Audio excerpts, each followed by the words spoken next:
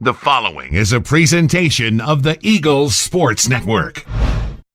Hi, I'm Daniel Zork, sitting here with head cross-country coach Mike Spooner. Coach, last week or 2 weeks ago, we went to Huntsville, Alabama. We sort of took a small step back, but we still had some racers. They sort of stood out, like Amika Van Gogh, Brent Borden, as always, and Hunter Miller actually had his best time of the season. Tell me what you saw last week. Last 2 weeks ago was a good chance for our team to get exposed to kind of large-scale competition. It was good for us to get to a meet like that before going to conference where the numbers shrink dramatically. What I saw was a meet where we had the chance to walk away with it, learning a lot and not hanging our heads low. One of the things we did is we met afterwards as a team at the site, and we talked about how we can handle this meet. We can either use the next 2 weeks to improve and get ready for conference, or we can, kind of get down in the dumps and take days back, the wrong direction versus days forward in the right direction. And, I was able to reflect with them that my races in my career, college-wise and high school, but definitely in college, the meet before conference was always my worst race of the season. And so sometimes you need a race like that to get refocused back into conference, especially after we had such a great day at the ASICS invite. Then you have a meet where things didn't go as well. Now we got to get back on track. And, with a younger team, that's, something that's pretty common. And but I'm excited to see how they bounce back. Sounds great, Coach. Now, heading back to Salisbury, we had a bunch of great performances in our first meet this season. Colton Lee didn't race in that race. Tell me what you expect out of him this week. So I think he's going to respond well. I mean, obviously based on how well everybody else has been doing around him, with Brent and Ray and, the three of them together, certainly makes a great opportunity. And we have a good strategy set up in place where we're going to bunch ourselves together into the right spots that I think will really be advantageous for us. But I'm excited to see, at least on the male end, certainly what we're able to bring and do. And on the female end, we are without one of our top three as an injury that's unfortunately going to take her out the rest of cross country, but not any longer, and so she'll be back in indoor, which is always good news. But it gives us the opportunity to redefine ourselves as a team for the rest of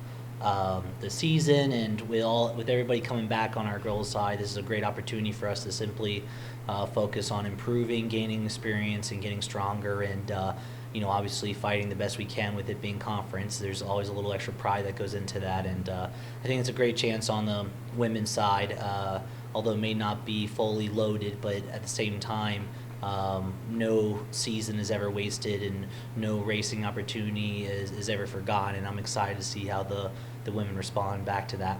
Now, Coach, it's not very often you have the same course twice in the same season. Tell us what that familiarity does for us, and tell us a little bit about the course, whether it's like a mixed path or something like that. Yeah, so the course, it's a tough course.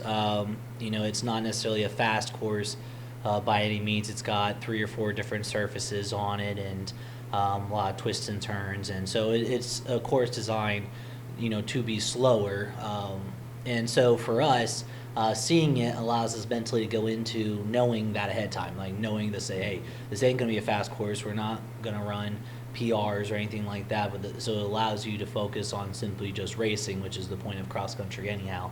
And so that's something that I'm glad that we have been able to look at. And plus, everybody on the team, top to bottom, is better now than they were then. And so I think that goes a long way too in reminding all of them, saying, listen, this course may have been tough for you the first week, but that's because it was the first week of racing versus where we're at now. You've had a few races under your belt. Every race under your belt, is a good race regardless, whether it be bad or good, you still gain experience from it, especially with us being so young overall. And so that's something I'm looking forward to seeing, that improvement, those mental dots connected across the board, and so that's going to be something exciting to see. Now, Coach, you mentioned something about bunching up and running in packs.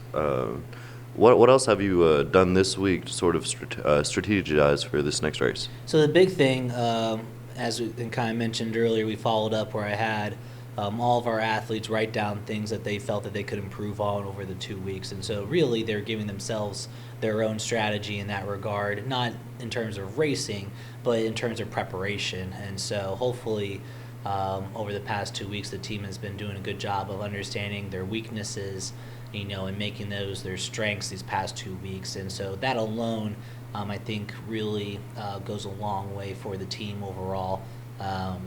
In terms of strategy specifics, I mean, the big thing is, with a smaller crew and a season's worth of knowledge, most coaches probably know who's who in terms of athletes there. So some of those strategies can be done to that way. But the big thing I want to see from our crew is if we go out there and we race well, as lame as it may sound, if we race well, we will perform well.